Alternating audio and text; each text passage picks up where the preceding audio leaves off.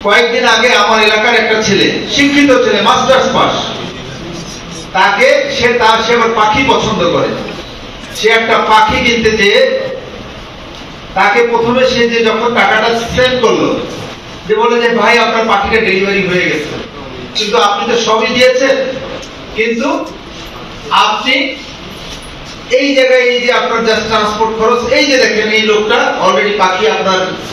যখন সে টাকাটা দিয়ে গেল, দিয়ে দেওয়ার পর তার সাথে সাথে আবার হোয়াটসঅ্যাপে মেসেজ আসছে, পাখির ছবি সহ, যে লোকটা কেরিয়ার তার ছবি সহ দেখাইছে।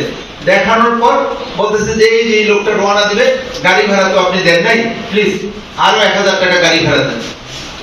1000 টাকা দিয়েছে। 1000 টাকা দেওয়ার পর বলতেছে যে এই পাখিটা এই খাবার ছাড়া আরো কিছু খেতে পারে না, কিছু খাবারের সাথে নিয়ে যেতে হবে।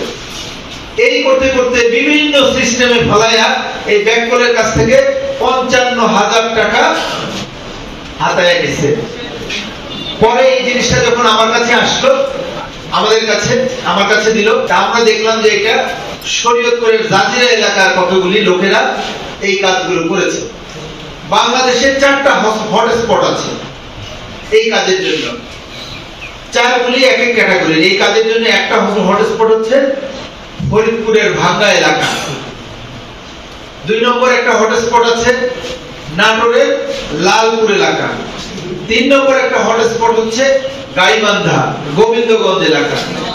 এবং আরো একটা, এবং ওই গোবিন্দগঞ্জে আছে আবার জিনের বাদশাহ, সেখানে আবার বিভিন্ন ধরনের মানুষ এমন ভাবে কণ্ঠ বিকৃত করে কথা বলে, তোমার মনে হবে যে ফেরেশতাই তোমার সাথে কথা বলতেছে।